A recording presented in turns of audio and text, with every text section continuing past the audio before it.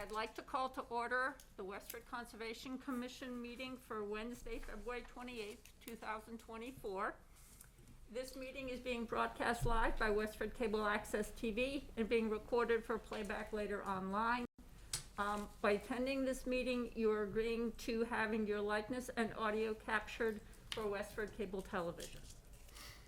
So the first item on our agenda is open forum.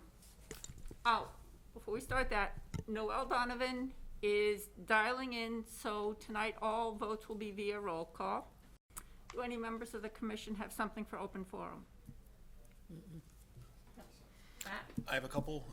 First, the work regarding the Hildreth Hills enforcement order along Monadnock Drive stopped out today, looks to be completed.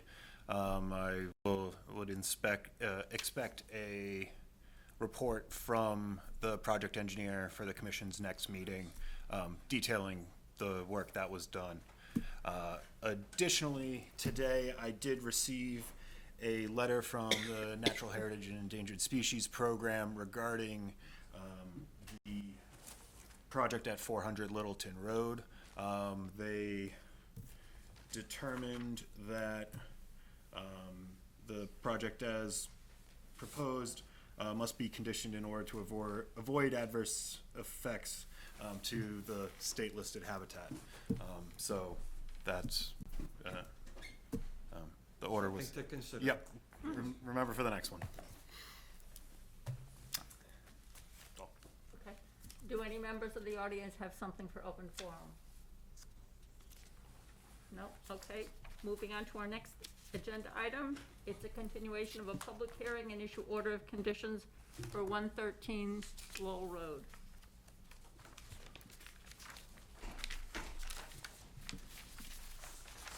Hi, Rebecca O'Hearn, property owner of 113 Lowell Road. Can you talk louder or into the mic, please? Rebecca O'Hearn, property owner at 113 Lowell Road. Thank you. Thank you. Since the commission's last hearing, last Wednesday, you were before the Zoning Board of Appeals and got approval for the special permit, correct? Correct. Okay, so that has been, the other end of the approvals from town boards has been granted. And you've seen the order, Matt sent you the order of conditions to review and you Yep. don't have any questions? No concerns. Okay. If nobody on the commission has any comments or questions on the order, can I have a motion to issue the order of conditions? So moved. Second? All those in favor? Eric? Yes. Marilyn? Yes. Noel? Yes. Jim? Yes. Noel? Yes.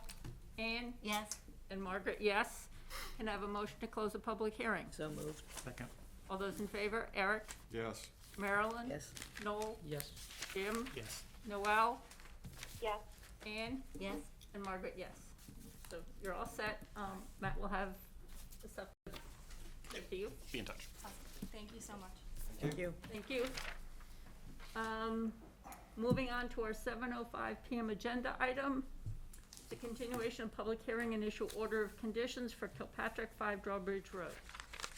Hi, good evening, everyone. Maureen Harrell, North Environmental Services, here on behalf of the applicant and homeowner.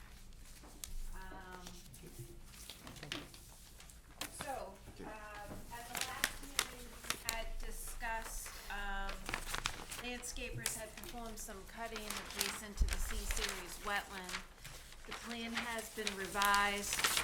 We are proposing to install posts with Westford signage on the posts, as well as planting red maple trees and a number of shrubs, essentially restoring the 20-foot buffer.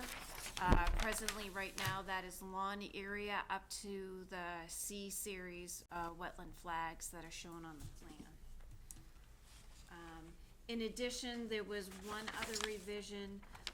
There's an existing asphalt driveway beside the dwelling that goes to the rear of the property. We are proposing to remove that asphalt driveway, replace it with a 4-foot wide paver driveway and connect it to the rear paver patio, if that's possible. Driveway or walkway? I'm sorry, walkway. Okay. Long day. Thank you. Yep. Thank you, I was looking for Yeah, that. me I was like, too. wow, I didn't see it. Okay, Thought it was me. Jim? I'd gone back over the last meeting, audio recording on WestfordCAT, and Matt, you're the one that had suggested the conservation posts, and the way you worded it was something like a 20 or 30-foot buffer. Yep. Now, we don't really have any 20-foot buffers or 30-foot, 20-foot buffers in our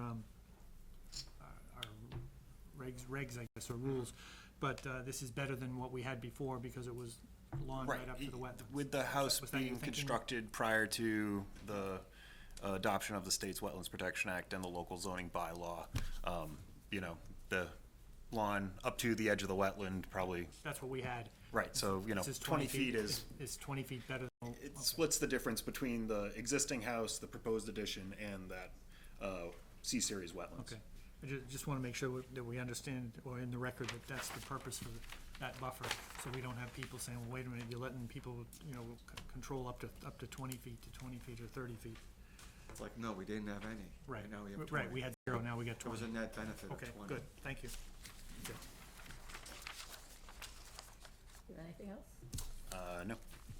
Any comments or questions on this project from members of the audience? Okay, have members, Oh, no, I thought you were gonna move on to the orders. I was.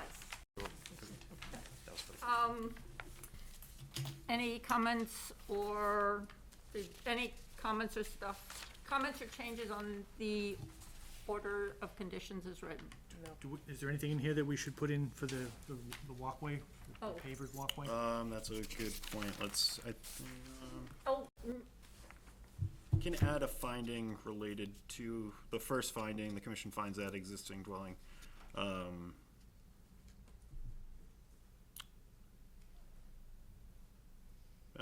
Or do we need to put another sentence in? but actually, didn't Sierra send out an updated order that she had added additional, On 25? made revisions in conditions 25 and 26? Something like that. Yeah, I think those were primarily relating to the establishment of the buffer.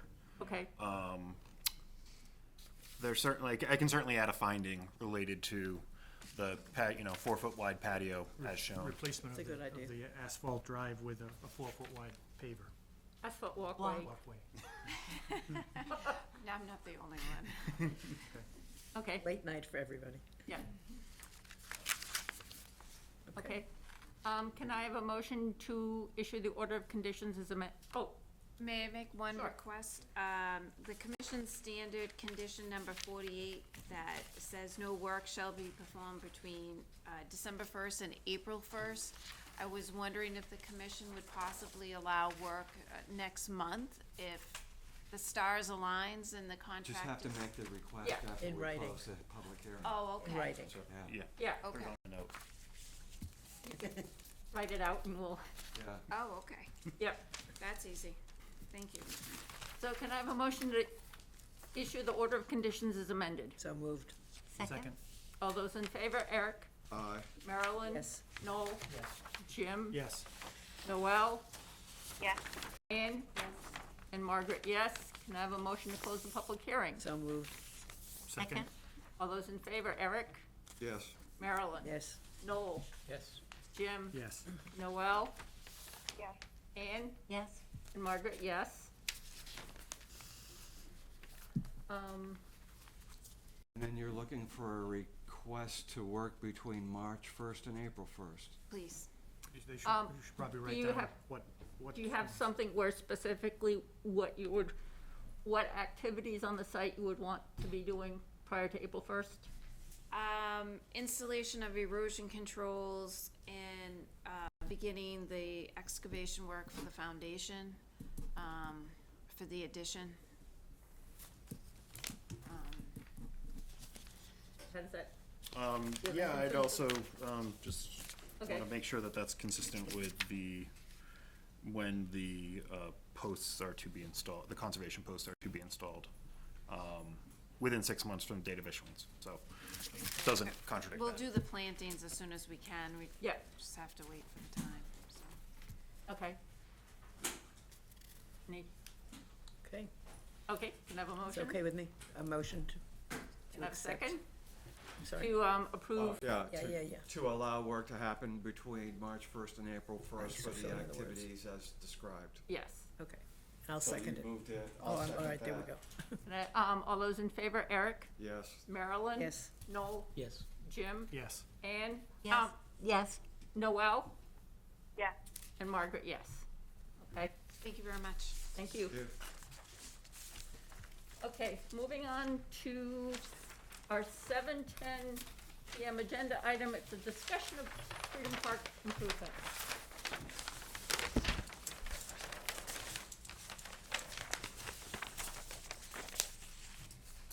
What would you like me to show?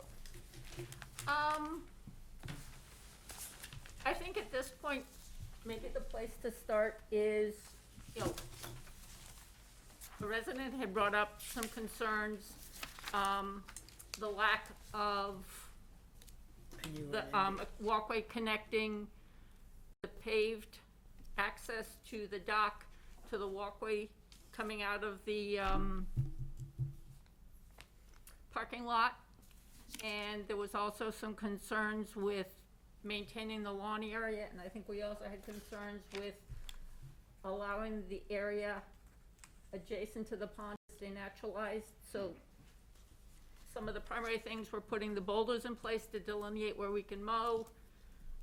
We've been talking to the scouts about some stuff, and I think one of the things will be installing a pervious paver to connect the, actually, do you have that the picture that shows where the end of the pavement? No, it would be in the ones that I had sent, yeah. Yes, from here, from the end of the pavement, you can just barely see, there's a little bit of a line for where the walkway is coming out of the parking area. And so we would want to do, a walkway from there to the edge of the pavement here to make it easier for people, with mobility issues to get to the dock. You talked about putting boulders, getting the mowing schedule planned. The other thing that had come up last year, I was thinking of fencing, okay, go ahead. well, yeah, the fencing, that comes a little bit later.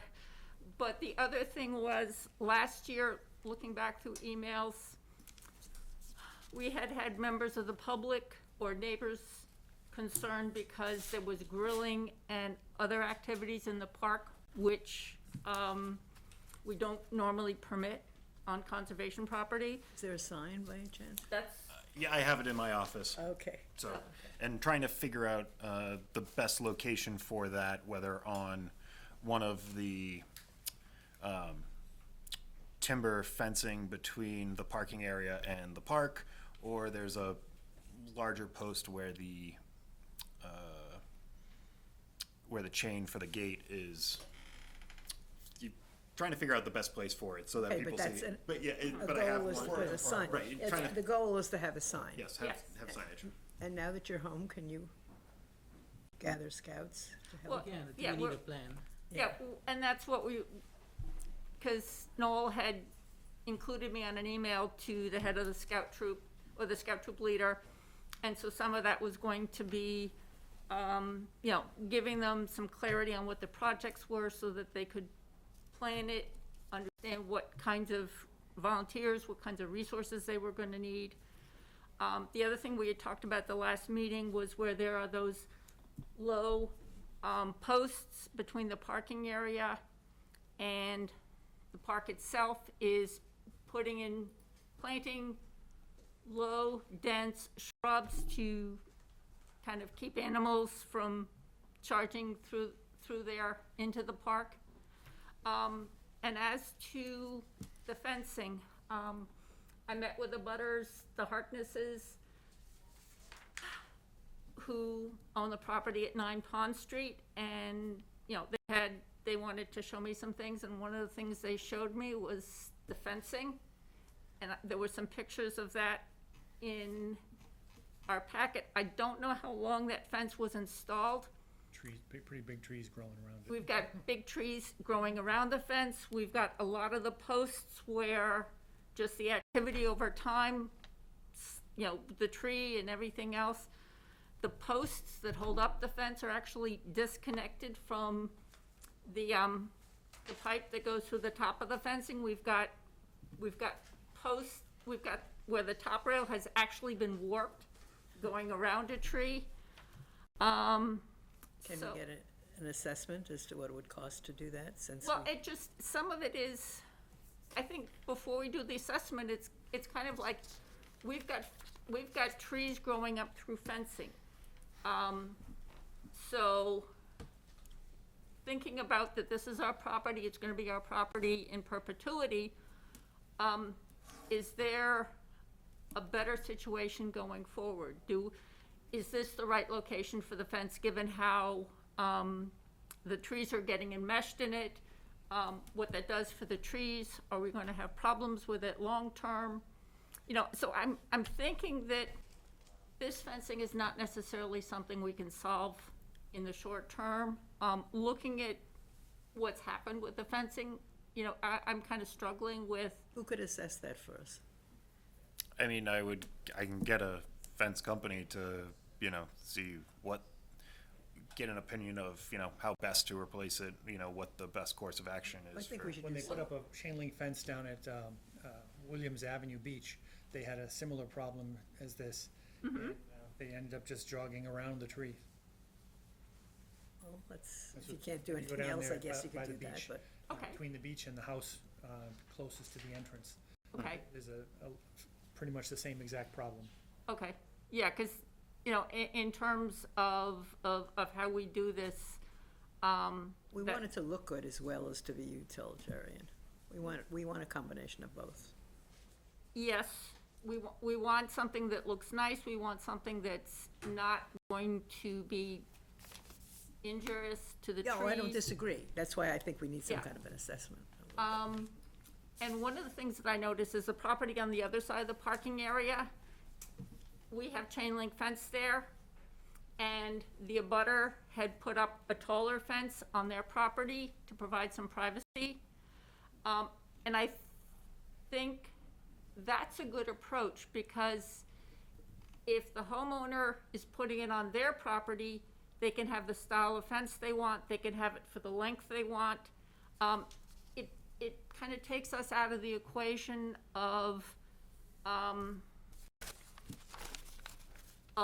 to get them to agree to the fencing that we want to use, or? right, well, and the other thing too is because in the parking area is the basketball hoop is close to the property line with 9 Pond Street, so you've got the case where stray balls go flying. It's a lot easier if the property owners at 9 Pond Street can put the kind of fence they want, the height they want, and the location, so that those balls are then deflected back, as opposed to us trying to figure out how we keep Are it they from- willing to do that? Right. Angela Harkness, and my husband and I own the property next door. My daughter and her partner actually live there, and they're buying, in the process of trying to buy the house from us. So, the fence primarily, number one, provides some separation between the public town property and their property, and the property at 9 Pond. And, of course, on the other side, and even the house beyond 9. And I assume that that's why the town put it up in the first place. And that's something I think we want to maintain, that separation, definitely. If in the future, subsequent owners from us have the incentive and time and money to put up something higher and different, I think that would be up to I them, agree. obviously, on their property, on the side that is owned by us. But in the meantime, I think we are hoping that there'll be a continuation of the separation that exists between the public property and the private property now. When you say, our intention is to keep a fence running along there. When you say separation, are you thinking something more than just a chain link that's there now? No. Okay. I think that that's what we have talked about all along, right? Is just the same type of chain link. I think we did talk about woven vinyl through it to afford a little more privacy. I'm not even sure that matters that much to them. They really want to maintain their view.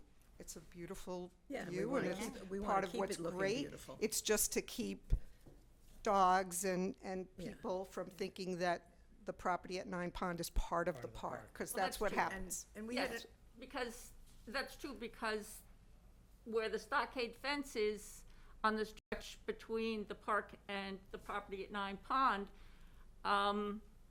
there's actually, the chain link that was behind it, if there ever was chain link there, is gone. And so, yes, I think that's where we would want to reinstate it. Yeah, there's a, but I'd like to get an assessment of what it, you know, what it would cost us to do that. Well, besides which, we had an offer from a resident in terms of a donation of money if we could not afford that. Well, and I think, you know, the scouts did a lot of the work when the property was, well, they didn't take up the pavement, but that the scouts were heavily involved in a lot of the things that have made it a very nice park. And I'd like to see that continued. The scouts are always looking for donations of materials and such, but we've got lots of scouts that are looking for projects. But what about the fence itself? I mean, I don't see that being a scout project. no, and I also see an Benches, assessment the of what it would pavers, all cost. those things are good scout projects, but I think the fence would be better off with a professional doing it. I agree, It'll- I it'll agree. make- I it'll think end it's, up- I think we're it'll end up Mickey straight, Mousing it if we do it it'll another end up- way. It'll end up even, and it'll make nice jogs around the trees.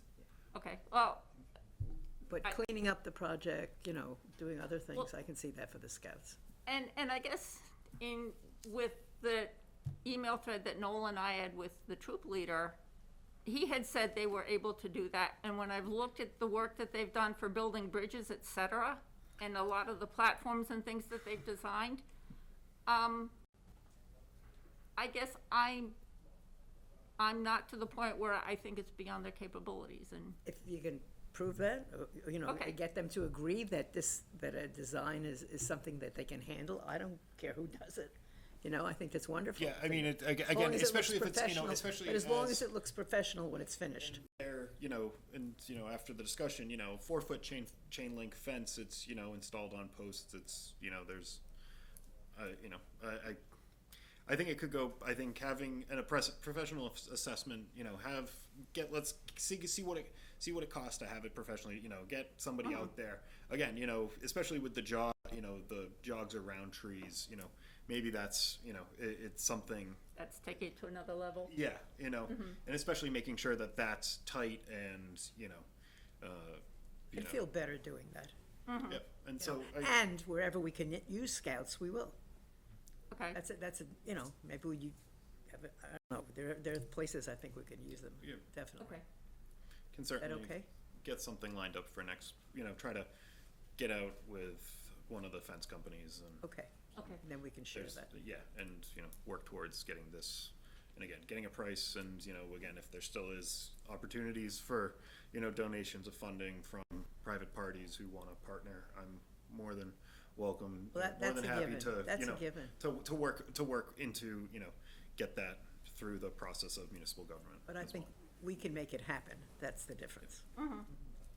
Yeah, that's great. Can I just ask one question about the driveway side? I don't know if you have a picture of that, Matt. I'm sure Which there- is where the basketballs come over onto the cars.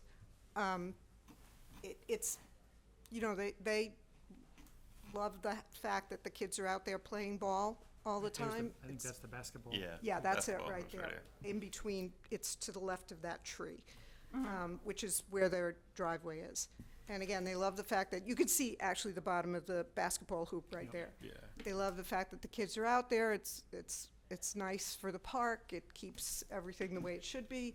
But it is kind of annoying for the balls to come over all the time. And I don't know if there's something like plantings or something. There's not much room there, but if there's some kind of plantings that might, That would deflect the balls. well, keep it from, Well, in the assessment, maybe they can look Yeah, at that. have an idea, and again, you know, especially where that is on the property line, you know, we still likely will have to comply with zoning and setbacks and all that, so, maybe a 6 foot, but after that, we'd potentially be going to seek relief for, But let's see what they say. yeah, Tell them right, it's an I- issue, it's a right, to have- problem, do they Actually, have a fix? and actually 6 foot seems like the perfect height for there because it allows them to have a sight line into the park, because they do also like to keep track of what's going on in there, because sometimes it's not what you want to be going on in there, but at the same time would have the effect of keeping some of the balls out, a lot of the balls That's out. why we'll have an assessment. Yeah. Yeah. Okay. But you bring up a good point, is one of the things that's been helpful in the past is when neighbors have noticed things that should not be happening there, when they can see into the park, when they can see into the park, they can be the ones to call the police non-emergency line to report, That's that exactly- there's an issue. that's exactly right, And that's yeah. what we, that helps us to make sure that the property is not being But we misused. want to beautify this park, we want to make it special, so. So, Yeah. okay, good. It is a beautiful little park, it really is. It can be prettier. And that monument or that stone is gonna go in there, right? Yes, over by the gazebo. yes. When's that happening? I don't know. I'll follow up with. Jim is here, the- maybe he knows him, Jim Kaziniak. That was Westford that was, Monuments and The memorials. yeah, monuments and memorials. I'll follow up with them. They were the ones who were proposing it, and Jeff Hall and Nancy Cook. yeah, Yeah. we'll hear from them shortly, I'm sure. He's already visited me a few times. He knows where I work. So Any funny, I comments look or up questions Jeff's from guy. members of the audience?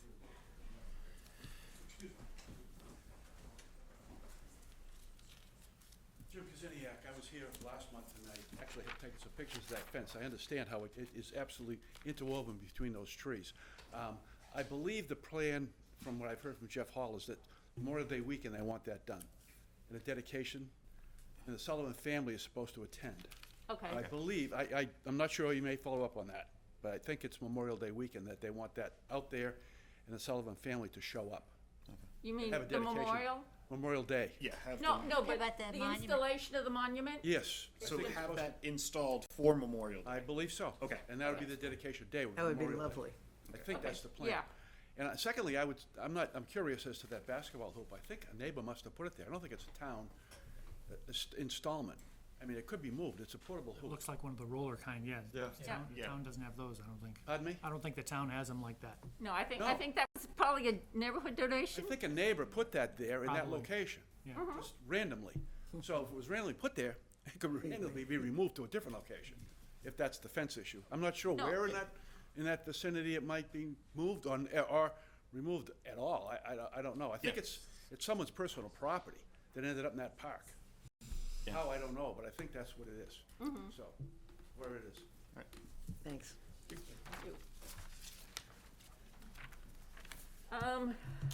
Okay, moving on to our 7:15 PM agenda item. It's a public hearing for 82 Pleasant Street.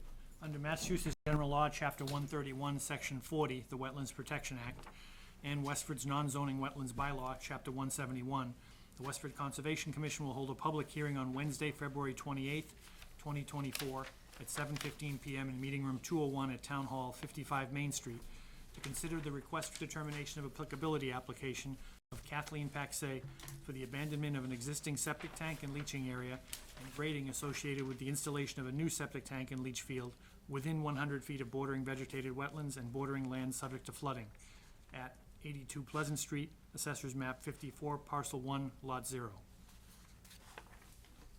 Good evening, I'm Kirk Fitzpatrick with Civil Solutions, and I'm here on behalf of Kathy Paxay for 82 Pleasant Street. And basically what we proposed before you is a septic upgrade for the existing 4-bedroom dwelling. The property's gonna be changing hands, and the existing system failed a Title V inspection. So currently, the building sewer comes out the back of the house to a septic tank and feeds a leaching pit. And then there's actually an overflow structure that's connected to that leach pit across the property line. So the proposal is to abandon everything in the rear yard. And we conducted testing in the front yard, and we're gonna change the plumbing inside, come out the front of the dwelling to a new 1,500-gallon 2-compartment septic tank, and feed a leaching field in the front yard. So this property is rather large. It's actually 10.8 acres, but most of it is bordering vegetated wetland. There's a steep slope, which starts about probably 60 feet off the back of the house and goes down to the border of vegetated wetland to anybody flags 1 through 5 across the back. So the 100-foot buffer zone is actually just inside the front yard here, cuts across the corner of the house, and actually across the face of the house, and then extends into the rear yard. So just a very small portion of the new building sewer, about 2 feet of it, is gonna be in the buffer zone. So basically, we're proposed, we came before you tonight, really for the abandonment of the system in the rear yard. And that involved pumping out the septic tank, rupturing the bottom of it, pumping out the leaching pit, if there's anything in it. The house is actually not occupied right now. And then both those structures will be backfilled with clean sand. And then they'll also excavate to determine what is in this vicinity, and that could backfill with clean sand also. So during that work, there's gonna be proposed sedimentation and erosion control, composed of cetacean fencing and straw wattles. But that's probably, won't take more than a day to complete that work.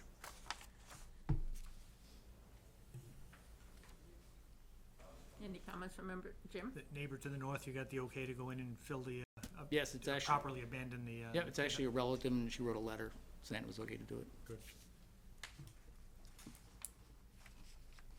I stopped out today, and my only thoughts for if the commission wants to consider a negative determination would be to have the erosion controls inspected prior to, by myself or a member of the commission, prior to work commencing, and they being left in place until the disturbed area is stabilized.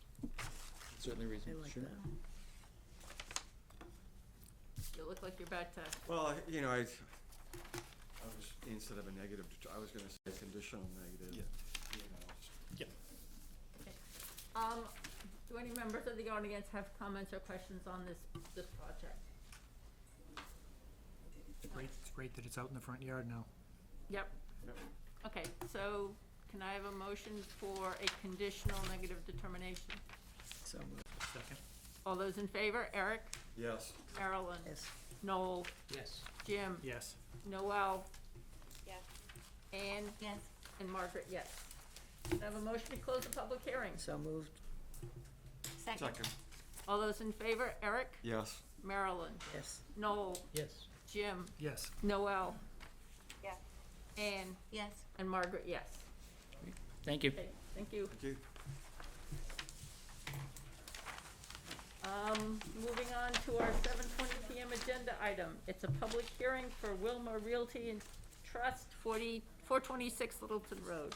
Under Massachusetts General Law, Chapter 131, Section 40, the Wetlands Protection Act, and Westford's non-zoning wetland bylaw, Chapter 171, the Westford Conservation Commission will hold a public hearing on Wednesday, February 28th, 2024, at 7:20 PM in Meeting Room 201, Town Hall, 55 Main Street, to consider the notice of intent application of Robert Carr, Wilma Realty Trust, for the construction of a 9,000 square foot building and associated parking and access drive extension within 100 feet of bordering vegetated wetlands and of an intermittent stream at 426 Littleton Road, Assessors Map 10, Parcel 2, Lot 0.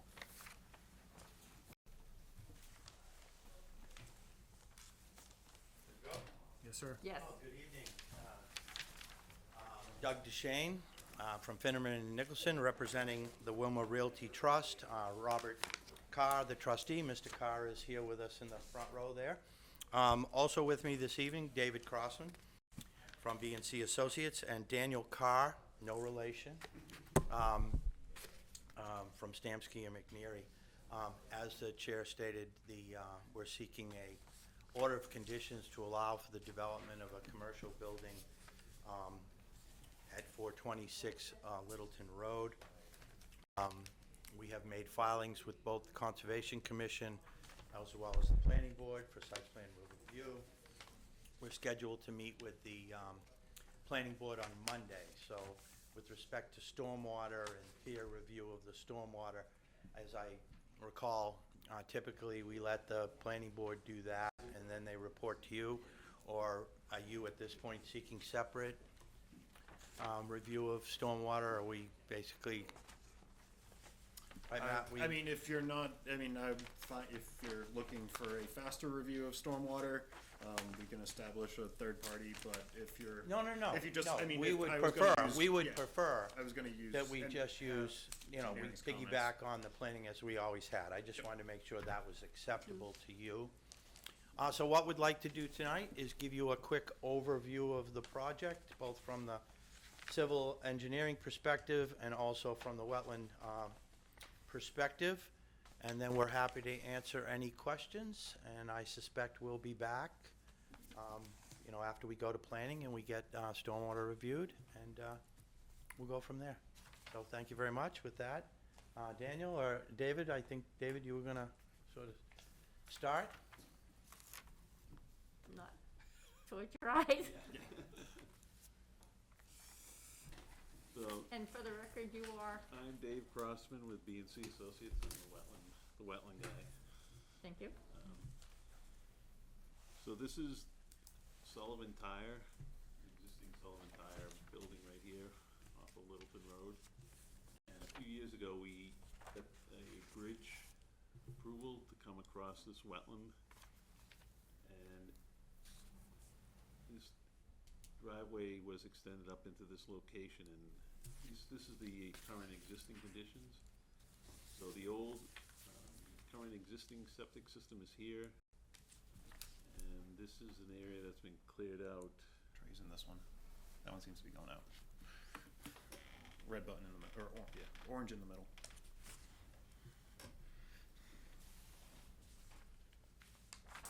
So this is the area that we're proposing to do some work in. These lines are the 50-foot, 75-foot, and 100 feet from the buffer zone. The wetland line is here. We had the wetland line previously approved under an ANRAD a couple of years ago. I walked that with Ben.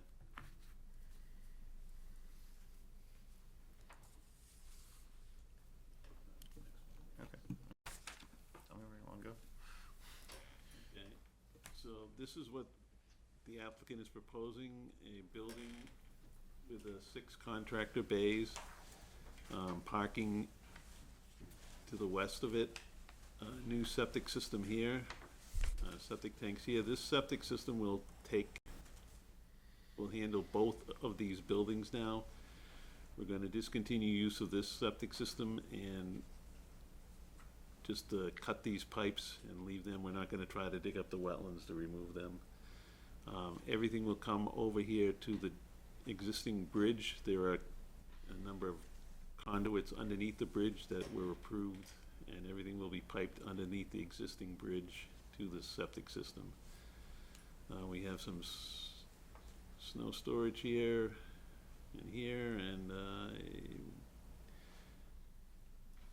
think that, we're also, for Sullivan Tire, because they're gonna be losing some of their parking area, we are proposing some additional parking for them here and here. The losing parking area? Well, right now, they use this entire back area for parking, and actually they're parking vehicles up onto the bridge, so for the access to this new building, they'll have to maintain an open access way for safety and for the people working there. So all these, whatever they jam in there, they just want to be able to keep them out of the way. And I guess that's the highlight of the, the highlights of the proposed project. Dave, if I could just add, again, Douglas to Shane. We made every effort, and I believe we were successful in making sure that our building, our septic system, and our parking, in fact, the entirety of the development is in conformance with your local wetlands regulations. So we're the correct distance from everything. And I do want to highlight the fact that, you know, we're dealing with an existing septic system. Must have been put in quite a while ago because the line literally runs through the wetlands. So we're eliminating that. The new system and all of the piping from the new building will be outside the 100-foot buffer. The only thing that will remain in the buffer would be the feed line from Sullivan, which again, we're gonna eliminate the line that's going through the wetland and we're gonna bring it over to the bridge, because when we built the bridge, we put in precast conduit so that the septic line will actually be double encased where it goes through the bridge. So there's no way we could get that line out of the 100 feet, but we're not increasing the line or the capacity that flows from the line, and we are moving it into a much better position to cross over to the new site. And although it will cross over the wetland, it So won't. these two septic tanks that are, the two new septic tanks that are proposed within the 100-foot buffer? No. Yes? The ones for the existing building, yes. I mean, Yes. 100-foot buffer, existing septic tanks, new septic tanks, so. Yeah. The only reason they're pushed over like that is because the existing tanks are too close to the property line. So we had to move them a little bit to the right there to get them 10 feet away from the property line on the stone wall on the bottom there. Okay, sorry, I misrepresented.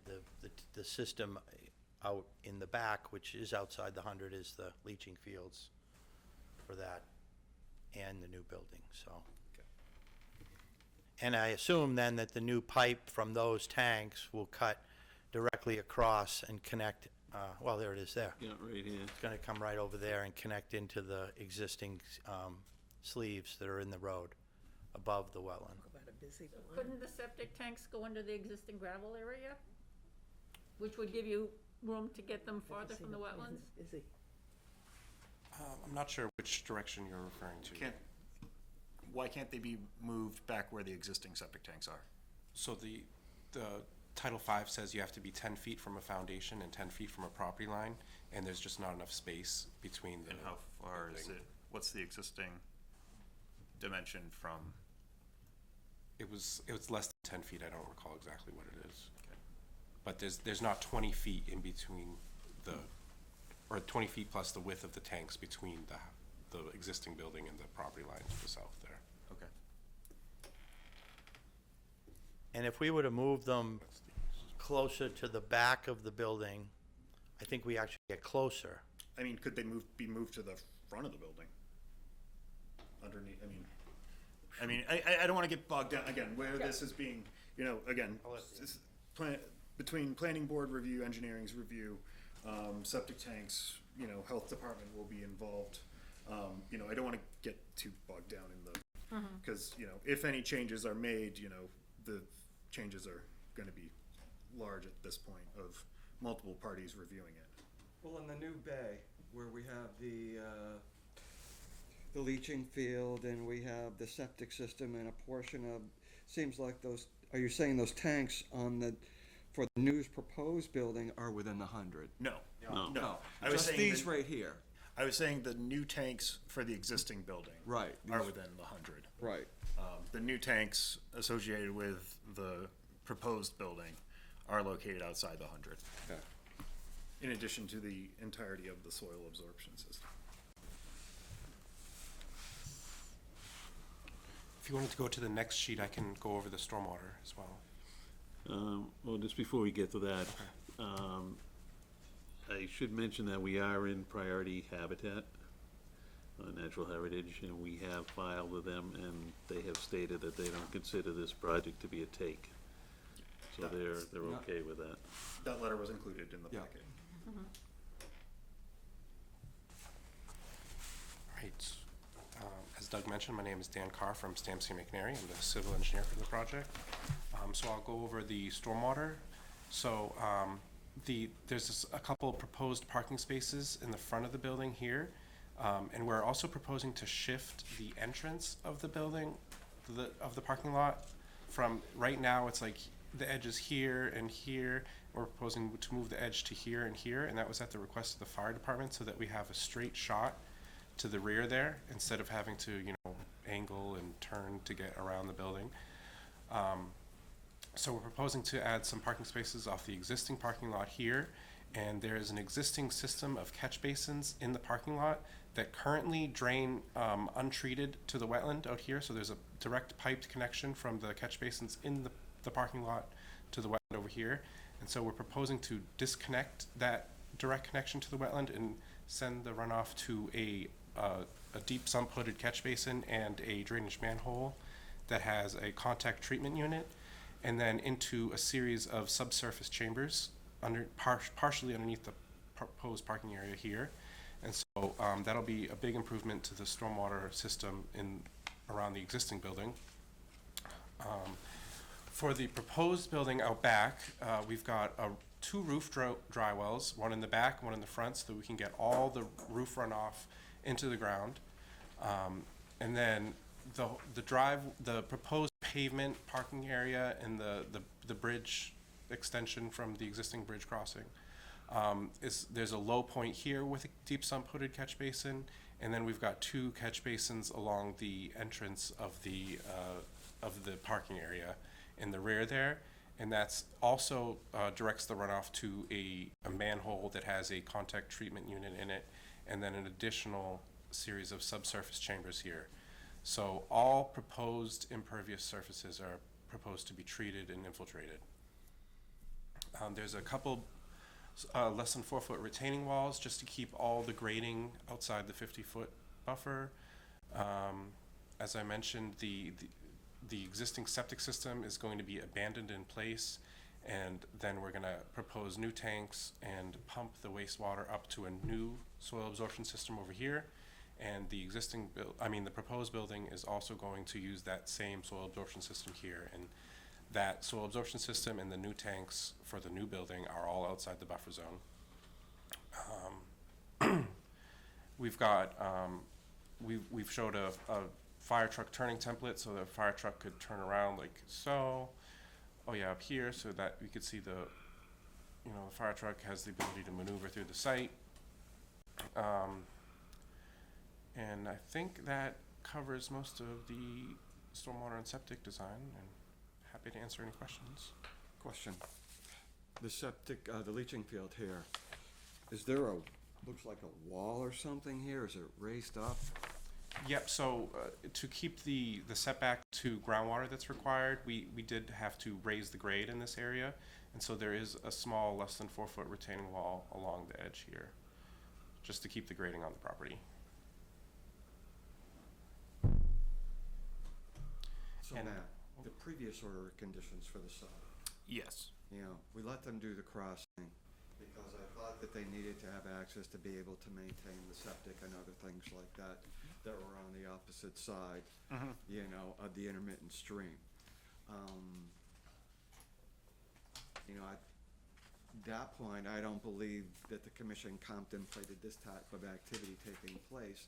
I thought what we were giving folks was more of an ability to be able to access this portion of the property so they could maintain the septic that had been currently in place.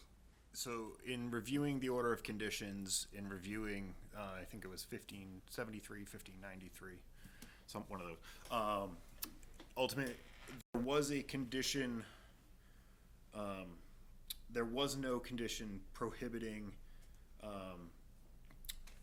further further increasing the crossing.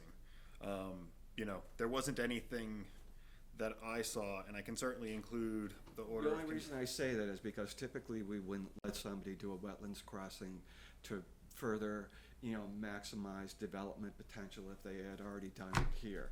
And I thought the rationale that we had to let them cross previously was because they had the existing leaching field in that portion of the septic across that they needed to be able to go to access to maintain. Right. I can certainly find the meeting minutes. Again, this was before my time with the town. Because typically we wouldn't allow this to occur.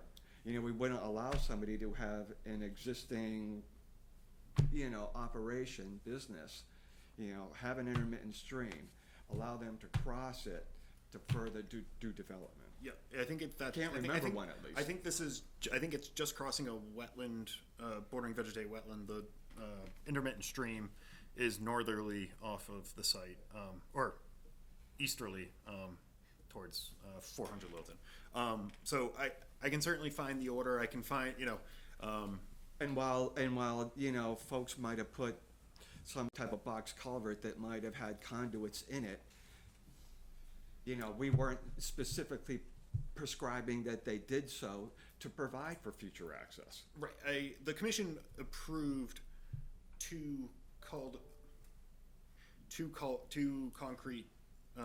Box culvert? no, two concrete, just pipes. Okay. It was a superseding order of conditions was issued by DEP upon appeal, and at that point, the box culvert was installed. So Box culvert with the additional conduit. again, you know what? But on appeal. So Right. certainly something that we didn't contemplate in our order of conditions. Right, I can certainly include the order of conditions, and, you know, meeting minutes. Well, I'm just trying to understand it because I know that when I was sitting Right. here, that's not what was in the order of conditions that I remember seeing. So I'll make sure to have, you know, both the superseding order of conditions and the order of conditions included, you know, for the commission, when this is next continued Yeah. too. As, you know, to take a trip in the Wayback Machine. So the superseding order on appeal, the appeal was from, DEP, okay, so DEP said they wanted, a box culvert with better connectivity because it should be, as opposed to just the two concrete okay, pipe culverts. so that helps us understand how we got where we are. Does, but it doesn't, you know, again, when we were looking at this, we certainly weren't contemplating, you know, conduits going under to provide access for utilities on this portion of the property. Okay. Jim? I had the same exact recollection when I first looked at this proposed project. And so, Matt had dug out the, original order of conditions that we had approved. And my memory was partly right and partly missed the boat. The part that was right is we did say that culvert was being put in solely for the purpose of access to the uplands for maintenance of the septic system. That was it, the only reason. But, very next sentence, we went on to say further that if, the applicants proposed any further work on this property in the future, they'd have to, They'd have to come back before us. which is exactly what they're doing. Right. Okay. Yeah, that was what I couldn't recall from, I remember, again, I appreciated Jim reaching out and, you know, kind of making me I had do the that. same remembrance. I thought it was but- strictly for that forever and ever, but no, we didn't work it that way. We said Well, for that project. typically, we could always give somebody the opportunity to come back. Doesn't mean we have to We did grant approval for what's being proposed. True. Because typically, what we were allowing before was access to maintain an existing condition. Here, that's completely new. Exactly, yep.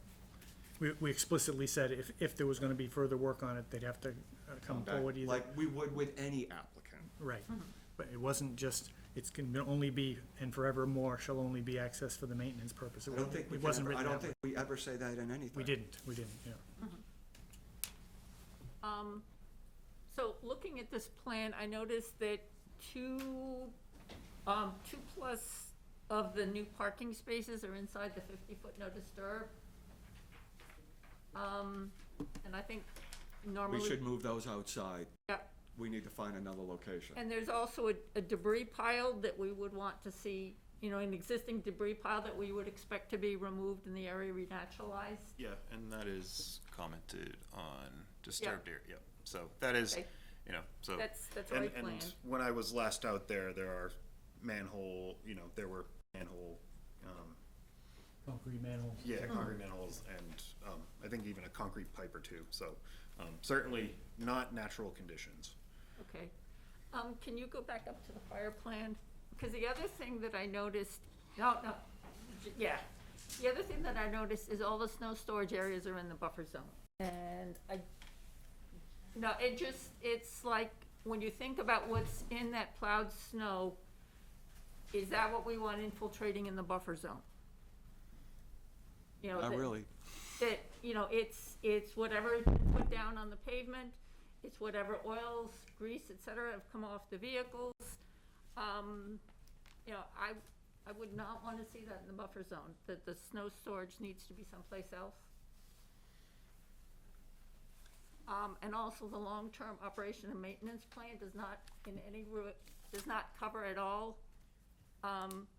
what should be done for the plowing of snow. You know, that, for example, if snow storage areas are overwhelmed, you know, that it would need to go off-site. So, you know, we need to be thinking about all the things that can happen on a site in terms of making sure that stuff is not infiltrating into the groundwater? So on their catch basins, you know, oil and grease hoods or? Yeah, I don't, yeah, if you can Yeah. tell me where I'm looking. Yeah. So certainly, and again, that's also, I'm sure, something engineering department, well, you know, whether this is sufficient for the purposes. Well, I would just want to make sure we were being conservative as possible, given the type of activity that, you know, we certainly wouldn't, we want to do what we could to make sure that we were, you know, removing anything before it got to any resource area or the groundwater. Right. And can you go back into the one that shows the building? The one before this. Well, it just, I guess, what is a contractor yard? I've never heard of one before, and I'm just kind of curious as to understand what kinds of activities happen there. These are actually considered contractor bays. Okay, Whereas a contractor yard is, you know, like what we see on Route 40 behind the gas station where, you know, a landscaping company stores their equipment, their piles of materials. There'll be no outside storage of materials on this site. And we don't have a spot for it. We can't pile anything on the parking. Essentially what these bays will be used for typically is tradespersons, you know, plumber, carpenter, electrician, woodworkers, whatever. And they'll have a small bay for their truck, for a truck, and a small office area. And they may store their equipment, you know, their smaller equipment and things like that. You know, a plumber may store some pipe in the building. But when you talk about contractors' yards, you're typically talking about extensive outdoor storage of materials. We're not proposing that here. This is a contractor bay. So they would have indoor facility only. So everything would be stored in terms of the building. We've just. Yes, We've yes. been through a very long process with 31 Bridge Street. Okay. And we want to make sure that we, you know, that whatever is happening here stays totally always within the building. Yep, and that's, you know, certainly if you look, you know, except for the pavement around the building, you know, we don't have any place to do that, and we're happy to, you know, accept a condition that prevents that, because more than likely, the planning board wouldn't allow that either, you know, because you're right, we're not going to store anything outside. It'll all be in the building. So no, it's not a contractor's yard in the sense we're going to store anything outside. You know, there'll be cars parked in the parking lot. You know, typically what'll happen is an owner will come in, you know, with a car and leave with the truck. And, you know, there's not ability for like multiple trucks. You know, you couldn't, if you own one of these bays, you can't store 6 trucks on site. You're going to have your two exterior and then your 1 interior parking spot. Okay, so I see your hand now. Would owners of bays or renters of bays be able to store vehicles in the exterior parking spaces overnight? I don't think there's a prohibition on that, but they would only have 2 spots. Okay, I just, Yeah. a lot of this is understanding what Yeah. could happen. Yep. No, And obviously, if someone's got 2 vehicles parked outside and 1 inside, and they leave for the night, they're gonna have to take one of them, you know, I would presume. But no, yes, that's the most they could have, would be 2 outside vehicles and 1 inside vehicle. Okay. And there's no retail or commercial activity here, so clients, you know, they don't have clients coming here, they don't have, you Just know, workers. purchasers. This is just their place to put their truck and their stuff and have a little office area to run their business. Usually these things will have a small office area, a bay, an upper, you know, like a mezzanine, and then a parking spot, right? Am I correct, Daniel? That's the way it's been designed. Yeah. So for 31 Bridge, we asked the owner to get the tenants to fill out an acknowledgement of what they can store some agreement of sorts, And just to that make was but that was for external storage boxes. Okay. So, that was, oh, that was not interior to buildings. Right, so there should be, it'll probably be a slab foundation, so any, in the event of something spilling, it's, spilling in their space, Okay. so, yeah, I know where you're coming from that, and, And our zoning bylaws also prevent the storage of hazardous materials in this kind of facility. Yeah, but we're even concerned with, gasoline, pesticides, Right. herbicides, Yep. all that kind of, And of course, if we do that, if there is indoor storage, it would have to be stored in correct, in containers. containers with, Okay. call it a well, Yeah. a The- well. Yes. And again, we don't usually see, storage of large amounts of gasoline, because they just fill up the trucks, and, I mean, they may have a small can if they say it's a landscape or someone that has a chainsaw, something, it could be a small can of gas, but there'll be no gasoline storage facilities in here, and they're not allowed, actually. No, but they could be doing their vehicle maintenance in there. The other thing, looking at this on GIS, I noticed that there appear to be a number of mature trees on the site. Are mature trees being removed as part of the development? Either mature trees up in this area around where it's been cleared, or in the area where the additional parking is gonna be? Well, I know that we have the existing tree line here, so, And the reason, Yes. the reason I bring it up is Likely, because yes. when homeowners are asking to take down mature trees, in the buffer zone, we expect, a replacement tree to be planted on site so that we're kind of replacing what's being lost. Cool. So we'd wanna know how many trees, mature trees are being removed, and then a plan for locating them, some mature trees in the buffer zone. 'Cause Yep. that's where we have jurisdiction, and then we would want replacement, a plan to plant replacement trees in the buffer zone as well. Sure.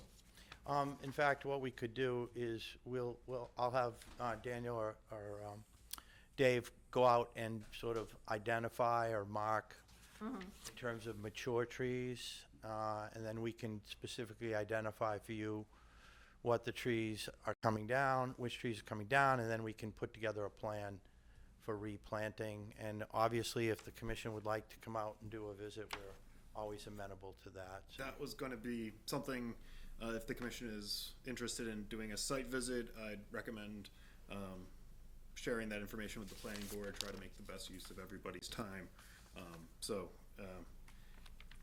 Oh, yeah, we're there Monday, so we could talk to them about a site visit and then coordinate it to be Right, joint, that'd joint, be great, both, that'd be great. both boards. Plus, we'll schedule it in such a manner that we can get out there and mark those trees. So when you get out there, you can physically see them. Okay, thank you. I guess one of the only other comment I would make is, right now, this is just being proposed. But to the extent that this is being proposed, if it has any impacts on what's currently there, such that, they're talking about additional parking to accommodate, Sullivan Tire with these parking spaces that are closer to the wetlands than they don't exist. I mean, we have to look at that and say, well, that can't be. I mean, they're proposing something, and because they're proposing it, it's like they're, Yeah, they're asking, self-imposed hardship on this side, and therefore, because of that, they've got to do things closer to the resource, and it's like, that's not that's not a sufficient reason. rationale to be doing that.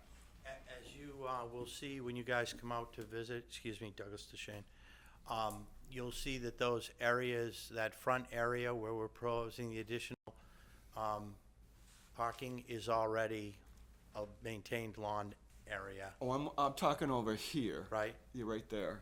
Is most of that's pre-disturbed as well. We're not cutting anything. Not saying cutting, you're Cutting putting parking You're there where putting it doesn't parking exist. in the- Right.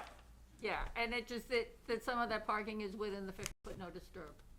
And it would be impervious, Yes. and we just wouldn't want parking there.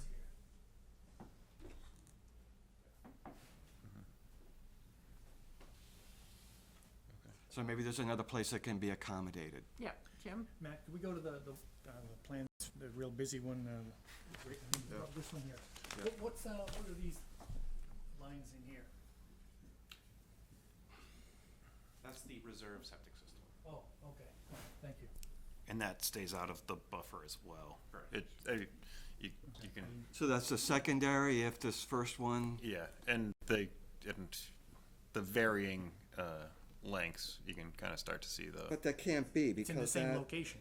it's underneath of No, the, they're extending, I bet, correct me if I'm wrong, no, speak. Half of it's in But the- they're extending these out, no?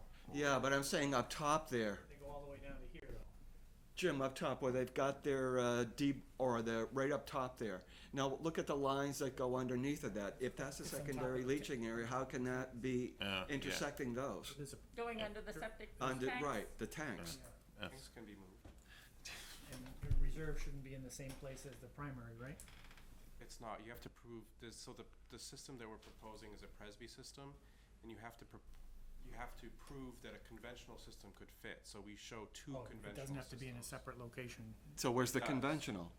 The conventional is these, But it doesn't fit because you have that, you have your septic, your tanks rate Where would you above put it. where would you put the septic tanks if you had Yeah, to on build the where those conventional bars system. are? they could go under the pavement. Okay, so you put them under the pavement, okay.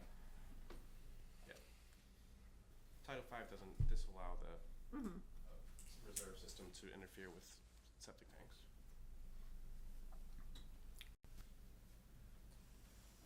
Okay, so, And one more question? sure. The proposed erosion control barriers are, looks like they're literally right on top of the, they are the limit of work, and the work looks like it's proposed, whether it's asphalt or the building or the rooftop runoff, right up to it.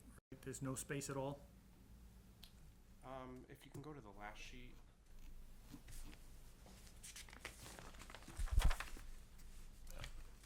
The sill barrier is the heavy dashed line there. Mm-hmm. Right. So that is, right up against the edge of whatever proposed grading we need for removal of debris or. So you have enough room on the work side of the erosion control to maneuver whatever equipment you've got there?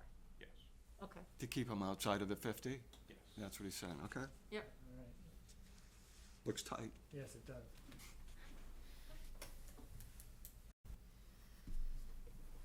So this is coming before the planning board next Monday.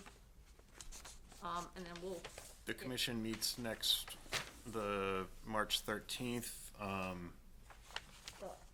okay, I was just in terms of, and if, and then coordinating a site visit. Yep. Okay, are there any comments or questions on this project from members of the audience? No. Okay.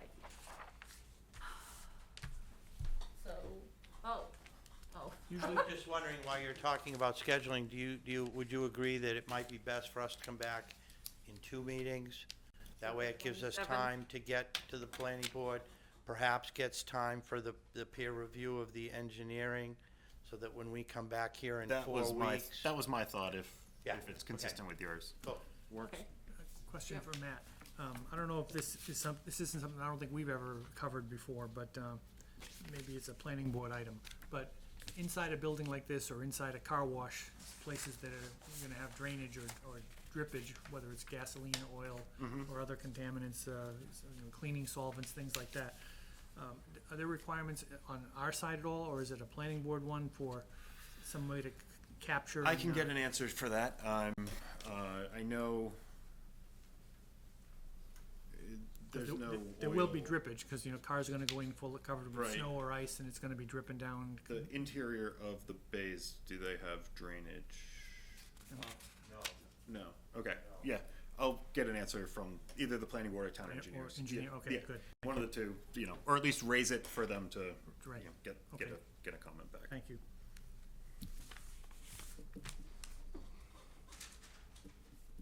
Eric, you look like you're, No, I'm looking at the 6 bays. Each one of these bays probably has its own separate lavatory. Yeah. Yes. I would answer that. So, and the lines ultimately run out to the septic tank. I'm just was looking at it and trying to figure out how does that work? Along the back of the building, side of the building, underneath the concrete? You know, the piping for that. Yeah, I think it would be beneath the slab, or interior to the slab, Yeah, that's my thought. Inquiring minds.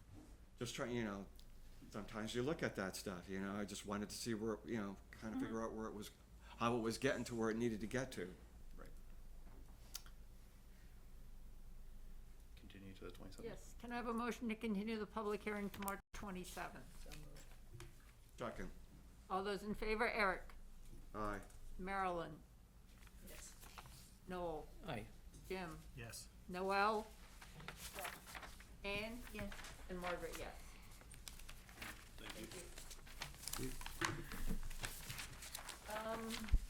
Moving on to our 7:30 PM agenda item, certificate of compliance request for Hill 54 Lakeshore Drive South.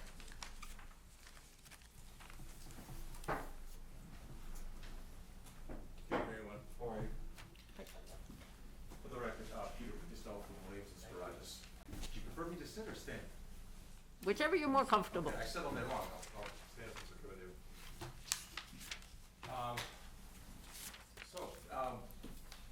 Now, we have kind of a complicated one here.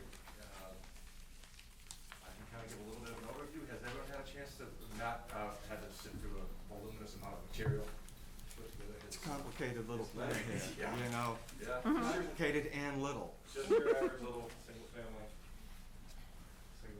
home on a lake. So anyways, I can't believe it's been almost 4 or 5 years now, but about 4 or 5 years ago, Mr. Hill came to see us. It's been in his family for quite some time, and obviously there's been quite a history here with the Westford Conservation Commission. He asked us to just take over the project, so I believe I came down one afternoon, and Matt was kind enough to go through everything with me and make copies of everything, which were then scanned and sent to us. So we tried to come up with a sort of a timeline of this project that goes back to 1995. And I'm sorry, and Tom Hill is here with me as the applicant and owner, so if there's something I can't answer, or if you have a question I'm not able to answer, he's here. So in going through all this, and I know when I had a conversation with Matt, obviously there's 3 outstanding orders of condition file numbers here, and we thought the best thing to do would be to obviously close all these out, clean them up, and at the same time put a new house there, which would replace the one that was torn down. And obviously along the way, if you get a chance to read our little synopsis and then Matt's enforcement order that he was going to bring before you tonight, I think we would like to just have the commission, if you want to kind of just give us your ideas on how you'd like to see this happen. I think we're open to it. We would just like to see the commission happy with this. We'd also like to see our client happy with us, and maybe we could accomplish all of that either with issuing a new order of conditions that would correct all of these deficiencies that Matt has pointed out. If that's not the way the commission would like to go, then we're certainly open to other alternatives to do it. I know in the past when we've done other projects in other towns that had open order conditions and things that had never been closed out, sometimes the commission did like to issue a new order of conditions that would require everything be rectified in one document, and that we would have to comply with everything, otherwise a certificate of compliance wouldn't be issued at the end. There are certain fail-safes you can have in place along the way if you would like, just to make sure that these things do get done. For instance, you can certainly hold on to the building permit application if you would like to, not sign off on it until some of these things are corrected, but still allow the client to move forward. He has to do some more of these items that were on here that have to be corrected before it would be in compliance with some of the requirements within the prior orders of condition. But ultimately, what we'd like to see happen is a 3-bedroom, single-family home with a garage here. As you may or may not know, if you haven't been here or if you haven't seen Matt's photos, the lot is essentially developed from the front to the back. However, right in the front of the house now is essentially just a vacant lot It's in 2 or 3 different tiers, as you can see, with pretty good sized retaining walls that go all the way down to the lake, outside the pond. So our goal would be to construct a new home, a new septic system, protect the pond obviously with erosion control, correct the deficiencies that were not allowed there before. But the site is stable. I mean, that's the good part about it. I know Matt had a couple of good pictures there about some of the things that we'd have to provide a landscaping plan with, but the site is stable. It's not eroding into the pond, which is good. That's essentially it. I mean, I know I could go on for hours, but I bore myself on how many things here we'd have to discuss. So with that, Matt, if you want to fill in anything, please. Yep, please feel so, free. you know, the 3 previous orders, the initial order 0714 was for the raising of the previous structure on the house. It was located about in this location where the concrete pad is, certainly was within the 100-foot buffer. That was demolished around the time of issuance of the order. There was some, the plan does show a new, or revamping the stairs down to the water. An enforcement order was issued in, I think, 2000. Well, a lot of it was after the fact. Right, well, Again, it wasn't consistent with the plans. Right. Enforcement And we were told order. the reason we couldn't take it apart was because it was probably gonna do more harm than good if we tried to tear apart what was there. But clearly what was there was not what was approved. Right, and so that's where the 2 additional orders of conditions, 1237, 1241. 1237 was for the construction of the house. 1241 was for the bank renaturalization. Peter and their team did identify, you know, existing lawn area that is to be planted with native shrubs, which has not occurred. Again, this is their existing conditions based upon their proposed plan for the bedroom and septic. Additionally, you know, removing a couple of the bottom 2 steps to be flush with wall. I did have a photo of those. In 1237 was never acted upon because 1241, which was the bank renaturalization, was never completed. There was a special condition in there. I think it's cited in my enforcement order as number 26. There was a special condition with which all of the remediation items that were identified in the request for certificate of compliance had to be done prior to the issuance of a building permit. No building permit was ever requested, so there was no timeline ever, you know, put to it. And certainly, you know. But we have these existing orders that are out there. Well, and actually, that's a procedural question. My understanding is that those orders of conditions were never recorded. They were never recorded. I wasn't able to find them at the registry. I think that was some items that the previous conservation resource planner did note at the time, or at least for the original one. So in terms of, Can we do a certificate of compliance if yeah, they you haven't? can. I mean, you certainly can, and you can cite. You know, you can record it against the deed. Okay. And at least that. I mean, they're there. I mean, we can get true attested copies of the orders to be recorded to get the. You know, So where I'm going is, you know, if we have these existing orders that, you know, there's some compliance that needs to happen here, you know, to bring it back to what we, you know, at least what we can agree to, and maybe that needs to happen before we, you know, discuss, you know, the new house. Yep. Because in the past, you know, it just seemed to be, you know, we would say something else would happen. We had gone through this for quite a period of time, and I would just like to bring the site into compliance before we look at the new 3-bedroom home with the attached garage. Because at least at that point, I figured, well, we're starting from a good place, and then we can move forward. But I would like to see compliance with the existing orders. That makes sense to me too.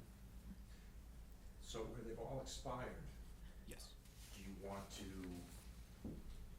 record new, I'm trying to think the best way to do that procedurally. I mean, in terms of, I don't see the value in recording expired But we orders. wanted certain things to happen, and, 100%, yeah. 100%. And it doesn't So- have to be recorded, but we still want to see that they've Right, so- complied with the intent of the order. So with respect to recording the orders of condition so that they're on the record, I don't see that of being much value now. They're all expired. You know, when the site is brought into compliance and the commission is comfortable to issue a certificate of compliance for the three, you know, all the things Orders, have- right, the three that orders weren't have been filed, yeah. have been complied with, you know, that can be issued, you know, those can be issued by the commission, get recorded to the deed specifically, and, you know, if likely to come up as a question during title search, but more often than not. So I think what you're suggesting is you could issue the enforcement order that corrects all the things that we talked about and you'd like to see happen to what we agree upon. Once that gets, once that's get resolved and that's taken care of, we can then come back for another COC. You can have that with a clean slate, we can get that done, and then after that, Let's build a house. we can we can file a new notice of intent, and then, like Marilyn was just saying, we can start from a clean slate. It sounds much more logical. Do we do, when there's an enforcement order, how is an enforcement order closed out? And I mean, the enforcement order is closed out, but, you know, by, you know, the commission acknowledge, you know, documentation that the items ordered have been complied with, and at that point, you know, the commission can make, you know, So take a nothing vote. as formal as a certificate of compliance with the enforcement No, but I can, order? you know, there can be, you know, letter, you know, Okay, on behalf of the but there commission could be a to. paper trail Right. documenting that all the Sounds conditions of the We can enforcement come up order with are met. a letter that's essentially the same as that, to say that these things have been complete. Then Matt can go out and check, Yep. can confirm, and Yep. then we can move forward, Yeah, make agree. progress, Yep, that's the cleanest way. agreed. I think. So we're, Moving on. well, before we move on, are there any comments or questions from members of the audience on this public hearing, whatever, yes, on this agenda item? That's what I was saying, I'm sorry. Okay, she's on that Okay. side, so she's. Okay, so, you're looking for the So commission? I drafted an enforcement order, included with them were items to, kind of comply with the things that had previously been agreed to, that had not been complied with. Additionally, based upon the site photos, you know, the landscaped areas that were shown on the bank restoration plan from, associated with 1241. You know, the landscaped areas, looking back to 1996 and meeting minutes, those were planted as mitigation for the area cut, the extensive area cleared for the patio network, stairs and patio network. So I'd like those to not be maintained landscaped areas and, you know, allow Put them it to. all down in writing. Well, and It is. It is, so, I like all of those orders that you have listed, except the last one doesn't have a date. Every one of them does, which is a great thing, except for number 8, which was the dock removal. We just- well, and so in none of the previous orders of conditions, the dock, I mean, yeah, I can, you know, within 2 months, again, I Perfect. mean, there's, A- yeah, any time can like certainly that. add 2 months to But that. that would make them all enforceable. when- With a when- timeframe. With it, well, they all have timeframes except number 8. yeah, Every one of them does, so that's good. We just need to add something for 8. It's okay with me.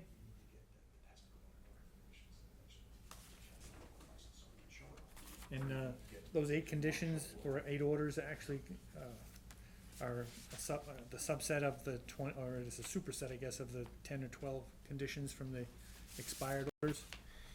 Everything's accounted for? No, I mean, some of them are new based upon my site visit, you know, basically, one, But everything that had been previously missed, 1 and 2 were previous and would include work that was previously agreed to, under 1241, the 3, 4, 5, 6, 7. But up under the findings, there's about 20. Right, I mean, and a lot of those are, a lot of the items that are, you know, it wasn't recorded, there was no DEP file signed, you know, Okay. it's a lot of kind of the stuff associated with doing a project. Not in so much as the specifics of this needs to be, you know, this So is. that's really a project summary, or that's a conditions summary, not necessarily Right, what we want to have happen. Right, exactly. So this is just, laying all the facts out from what you, And that were previously issued, in the enforcement orders previously issued by the commission, you know. And again, I would say almost all of them are related to just the work occurring. Yep. okay. And they've had an opportunity to look at the enforcement order. So, I was just gonna ask if, you meet in 2 weeks? You meet in 2 weeks? Yes.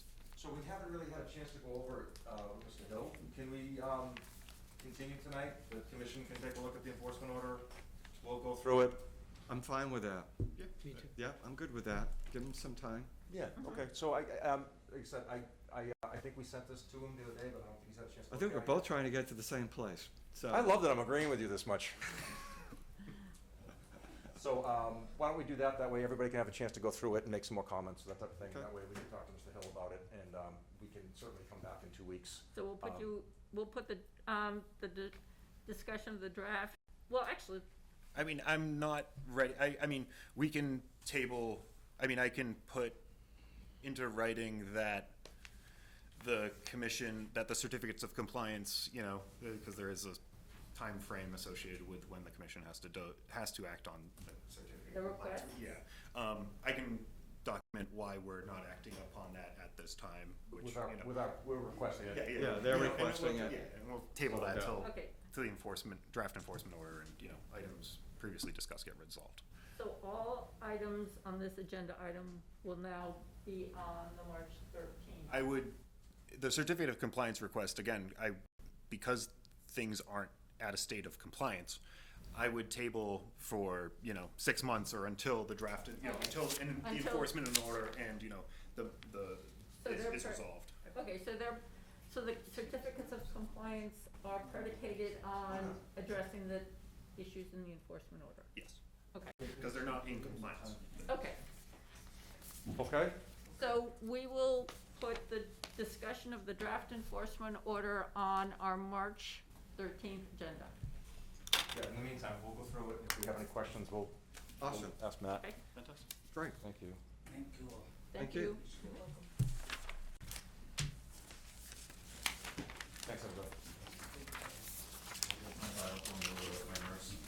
So, moving on to our 7:40 PM agenda item, it's a certificate of compliance request for 1 and 2 Courtney Lane.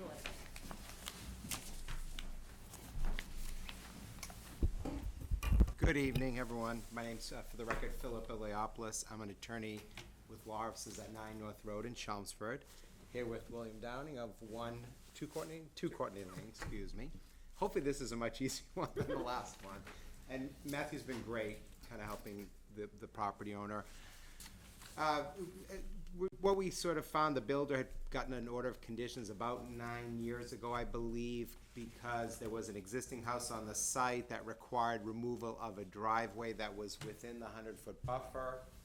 From what I've been able to gather, the new houses were actually built out of the 100-foot buffer. Yes, I included the septic plan for 2 Courtney, which does kind of the best job of showing the, the 100-foot wetland buffer here. Yeah, I got it pointed now. 100-foot wetland buffer here. The location of the previous house's leaching area, which was outside the 100-foot buffer.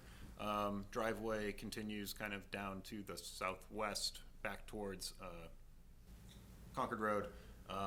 Courtney Lane comes off of Phillips, that loop. So the house was, the previous house was approximately in this area, I think. The edge of clearing was consistent. We have the as-built septic plan shown, in the request for certificate of compliance. They included, gotta turn things back now. This was the existing, or the previous driveway of Concord Road is at the far end of it. Utility lines are still servicing the two properties off of, also water line? So the water main comes up from 220 Concord Road, and then also power poles come up that feed my neighbor in back of me, which I believe is 114 Concord Road. Okay. So our power comes from Phillips. Okay. So I know when I last went out last summer, in the summer, sometime in there, National Grid had done some pruning of the trees to, again, maintain the existing utilities. But overall, the driveway, the former driveway is naturalized, and as the site is stable, recommend, and the former driveway and former house are no longer on site, the site is stable, recommend the commission answer any questions from the commission. If not, recommend issuance of a certificate of compliance.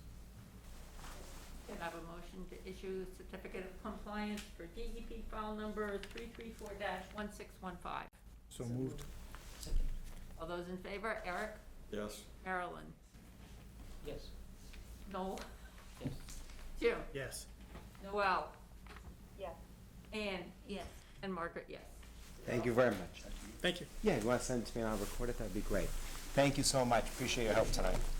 Now moving on to our 7.5 agenda item, a public hearing and issue order of conditions for MIT Waterline Extension, DEP file number 334-1844.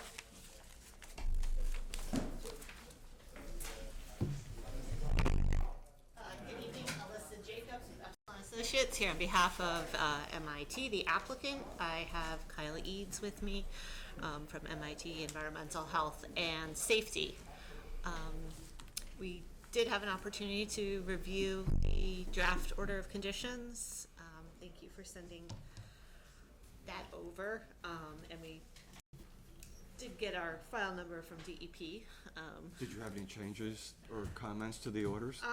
The only comment I had was, sorry, I have it on my phone, so That's I okay. apologize, but I actually had a comment and a question. Comment would be condition 40, which notes to staging of construction material shall occur outside the 100-foot buffer zone, and stockpiles shall be covered by waterproof material, et cetera, et cetera. We did propose on the plans at the stream crossing that we have a small stockpile area of the excavated materials within. For the wetland soils. Right, for the wetland soils. I think we stole this from your narrative. So, Okay. yeah, we can certainly amend that to include, Right. less Right, so wetland soils. other areas of the project that is, a perfect, For perfectly staging amenable. of materials other than the wetlands excavated soils. Exactly, yes. Just wanted to make sure that that wouldn't prohibit that. And then I'm trying to find, there was also a condition that had,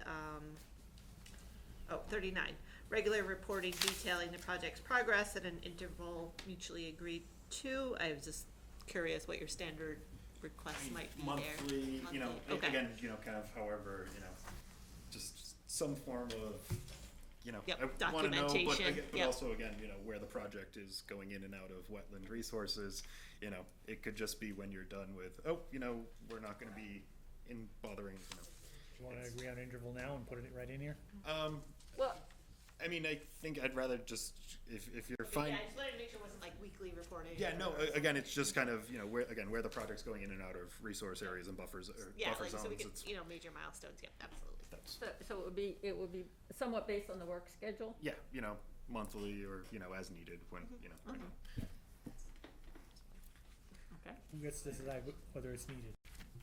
Who decides whether it's needed? Well, I mean, again, if it's where they're going up, going up from, 40. Millstone Hill, the intersection of Millstone Hill Road and Millstone Road going up to the facility, they're going into other municipalities. All right, well, I don't need to know, how, also, I think most of that's outside of wetland buffers, so, yeah, we're gonna be doing work for, 2 months outside of the wetland buffer, outside of any jurisdictional areas. Great, I don't need to, they can, again, give us some flexibility to, as opposed to just getting we haven't heard, we're a month out and, you haven't heard from you in a month, then we haven't, we're not anticipating getting back into any jurisdictional areas for another 2. That's good enough. So can I have a motion to issue the order of conditions as amended? So moved? Second. All those in favor? Eric? Yes. Marilyn? Yes. Noel? Yes. Jim? Yes. Noel? Yes. Anne? Yes. And Margaret, yes. And I have a motion to close the public hearing. Second. All those in favor? Eric? Yes. Marilyn? Yes. Noel? Jim? Yes. Noel? Yes. Anne? Yes. And Margaret, yes. Thank you so much. Thank you. Thank you.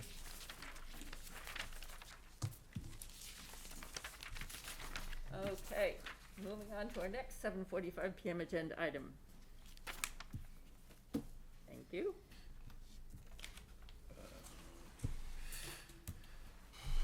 88 Tadmuck Road. Yes, the project representative requested, as they're working on access and construction plans for the well, requested a continuance without discussion to the commission's next meeting on March 13th. Can I have a motion to continue the public hearing to March 13th? So moved? All those in favor? Eric? Yes. Marilyn? Yes. Noel? Yes. Jim? Yes. Noel? Yes. Anne? Yes. And Margaret, yes. And then 20 Newport Drive. This was an ADU within the buffer.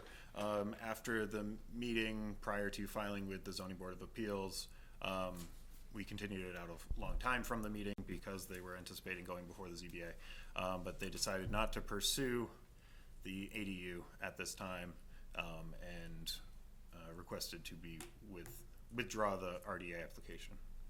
So can I have a motion to accept the withdrawal of the RDA application? So moved? Second. All those in favor? Yes. Eric? Marilyn? Yes. Noel?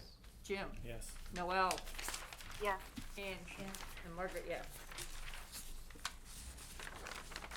Okay. So yawned? Who We'll be was here quick. last night? Stony Brook Conservation Area User Concern Follow-up. I have not made any progress with the list of, or the roles, responsibilities, procedures for the superintendent. For the Edwards Woods Conservation Area, restoration of disturbed areas, I do not have an update at this time. Summer Village CR amendment update. I actually met with a trustee and we are progressing with getting the CR amendment submitted to the state, and progress is being made. Excellent. I do not have, we received one email from a resident regarding the Jarvis CR violation.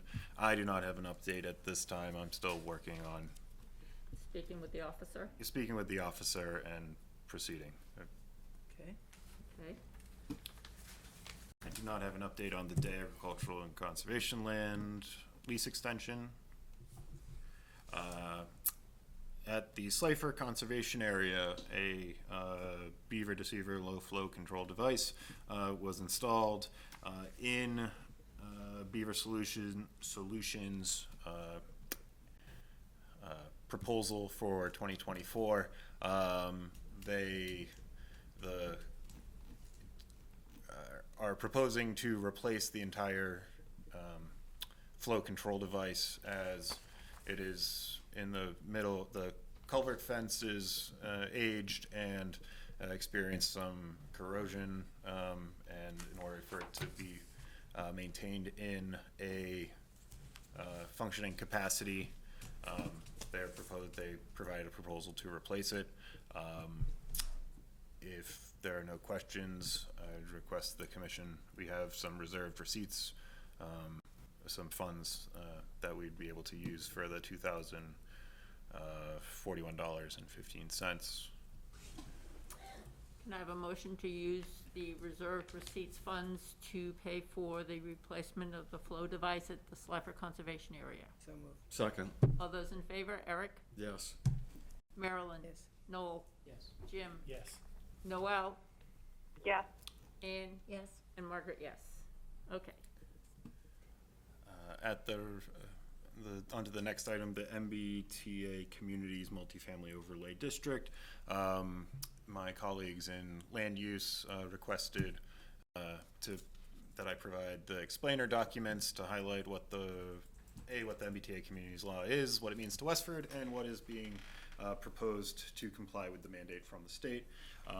If there are any specific questions that any of the commissioners may have, you can funnel them to me. I can try my best to explain them now, or if there are very specific questions, both Joe and Jeff in our office and Sierra are well versed in the nuances of it.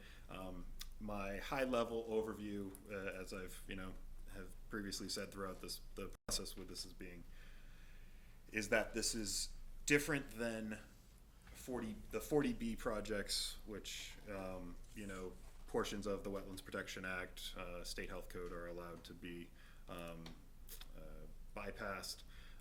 With the MBTA, with Westford's model of compliance, they're proposing an overlay district, which would allow the certain use for multifamily housing in the locations as shown on one of the. They're located mostly along Littleton Road, but also one area is proposed along Concord, Robbins, Elliott Road, kind of in that 225 area. Very interesting. And if any proposed development would still have to comply with the state's Wetlands Protection Act, the town's local wetland bylaw, Title V, in addition to the local health regulations. So, and Milton just got sued by the Attorney General office because they were in non-compliance. So we want to push this. And again, if there are any specific, very technical questions, please reach out to myself or my colleagues in the land use department. But if This is a general thing, though. They haven't picked a specific areas yet. no, their overlay district is these. That's what's being proposed, yes. Yeah. So Tech Park East. I heard one of But the. it's up to developers whether they actually do But anything or not. and This just establishes the Property overlay. owners are all agreeable. Some property owners were interested in the being included in the overlay in the McMod In the overlay district. Some others were included because half of Westford's area needed to be in a contiguous area. So there was one property on Powers Road, Neshoba Valley Ski, Robbins Road. There were a couple, and we had to, I think Ideal Block was included because they were the keystone that made everything fit. Connect. Yeah, and so that's so most are interested in being, but again, it's a mandate that a district is established for multifamily housing. It is not a mandate that it has to be developed. So But it has to be what? it does not have to be developed. We don't have to. We don't have to create. But the you have to units. demonstrate that you have it. We have to demonstrate that the capacity is there. I heard in my own hometown, one of the consultants that hired, we need to show we have the ingredients for cookies. We don't have to make the cookies. And I was like, this is the best, analogy I've heard for, for But this. it doesn't remove any of these properties from their existing zoning. Correct.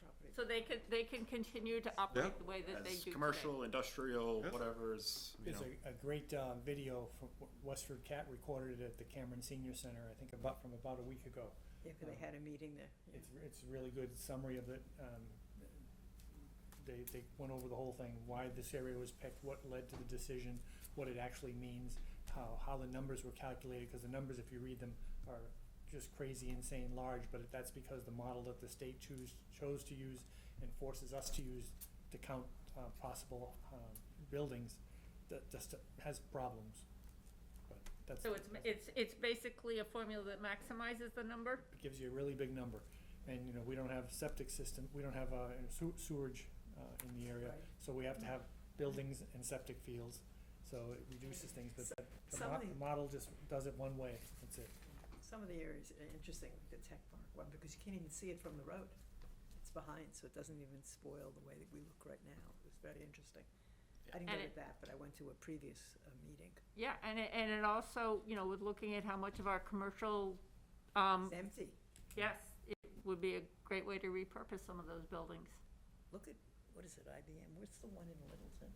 Oh, yes. Yeah. That's, how many years has it been like that? As long as I can remember now. I haven't seen a car in the parking lot. Well, yeah, I think there were some cars there after IBM bought it from HP. Yes. But yeah, I used to work there. It's such a big piece of property. Mm-hmm. Okay. Okay. So if there are no specific questions, or feel free to reach out directly. Okay. Moving on. Yep. Minutes for February 14th. Valentine minutes. The Valentine minutes. That's it. Any comments or changes? No, the minutes are wonderful. Yep. They're so well done for years, though. It's not just. Our minutes taker is great.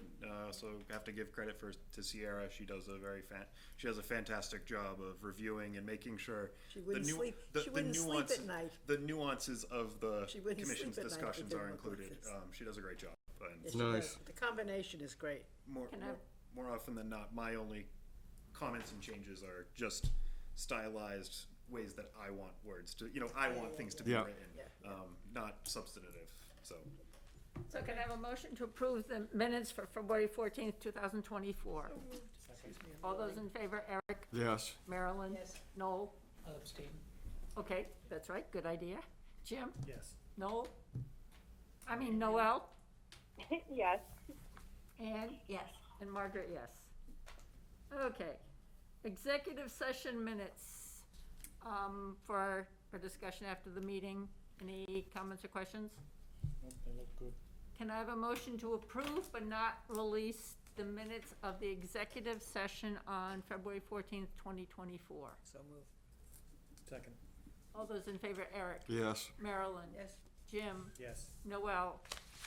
Yes. Ann? Yes. Margaret, yes. And Noel, you're abstaining? Okay.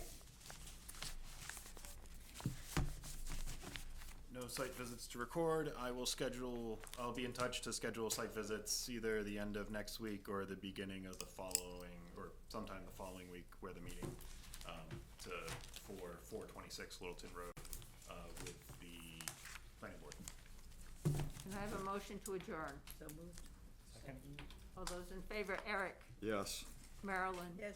Noel? Jim? Yes. Noel? Yes. Ann? Yes. And Margaret, yes. Thank you, everyone. Thank you. Have a good night. Night, everyone. Good night. Good night, Noel. Night, Noel. Okay.